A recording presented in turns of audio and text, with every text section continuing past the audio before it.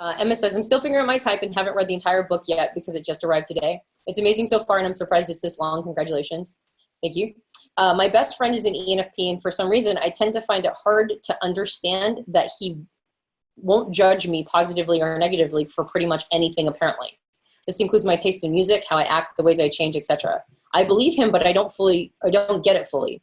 Does this possibly say something about my type? And can you maybe even help me understand it better? You okay? All right. We don't have childcare tonight, so we're like making sure that the child is quiet in the other room. So let's talk a little bit about this idea that your ENFP friend won't judge you for anything. Why all these ENFPs everywhere. I know, right? So why would you say that?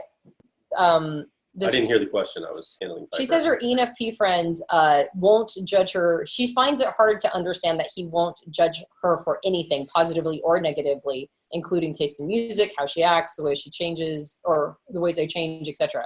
She says, I believe him, but I don't get it fully. Does this say something about my type? And can you help me understand it better? That's a good question. I mean, it's, I would say that for authenticity or introverted feeling, it all really comes down to what's motivating it. So the same behavior, how I look at it is what's motivating that. If I was doing this behavior, which I found myself sometimes not being quote unquote judging of good or bad things, for me, again, this is for me, it's very personal. The motivation that I would be having in that situation would be, I don't want to be responsible. I don't want to take responsibility. Because if I judge you for something, now I have to be responsible. Maybe you have to tweak it or fix it, or like good or bad. Or if I'm like, oh yeah, that's great, now I've got to be responsible, maybe support you in that thing. So from my standpoint, that would be a position of non-committal energy. That's what, it's very personal to me. That's like the first thing that came to my mind after I heard that question. Mm-hmm.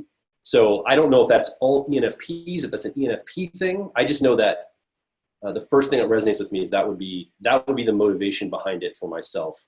And I could see that potentially being the motivation for other people, but again, motivations are so subjective. It's hard to know what that unique person's motivation might be without knowing anything about them, having around their energy, assuming all things being equal. That'd be like the best stab at it without knowing more information, I think. If you want to take it down to a type level and look at the functions, so not to say that ENPs can't be quite judgmental, because I remember a time period where I was like judgmental about legit everything, but that was when I was in my 10-year-old a lot. I was in like a pretty bad looping space. So I was in my 10-year-old of my extroverted judging function of harmony a lot, and it had me be very judgmental of other people's behavior. But the less I'm in that function and the more I'm in a healthy space, the reason why ENPs tend to be not as judgmental, and particularly ENFPs, is number one, they're leading with a perceiving function of extroverted intuition or exploration. And that just kind of takes things as they are, right? Like, it's like, that's an interesting pattern, or that's an interesting thing. Think of exploration as something that just kind of finds everything to be sort of interesting, right? That's interesting. Why is that?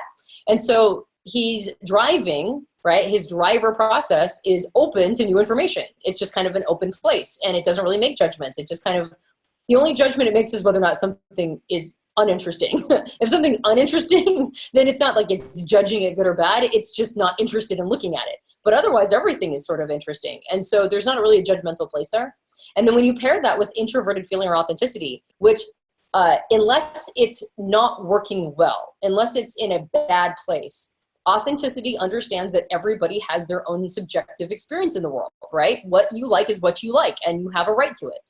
And so when you pair those two things, an ENFP is going to tend to come from a non-judgmental perspective when it comes to things like your tastes, right? Which are arbitrary and sort of individualized, and like, what does it really matter? It's kind of like you do you. Yeah, you do you, right? What does it matter? As far as being judgmental, ENPs can be quite judgmental, and it's usually when a person does something that offends their personal ethics. So I get the most judgmental when I think people are out of integrity or lying, right? Or lying to themselves. That's when I get really judgy, where I'm like, that's unacceptable, right? I'll use the phrase, that's unacceptable. It's like everybody has a reason for what they're doing. But when it strikes me where my ethics live, which is in introverted thinking or accuracy, and I'm very much about radical self-honesty or radical self-honesty and integrity and that sort of thing, that's when I get kind of judgy. But that's not necessarily me at my best, because then I'm ignoring the fact that I do all that stuff all the time too, right? So usually when you get an ENP in a judgy space, they're either in their 10-year-old or tertiary function too much, and in kind of a perpetual loop, or something has offended their own personal sense of ethics, and then they'll get judgy.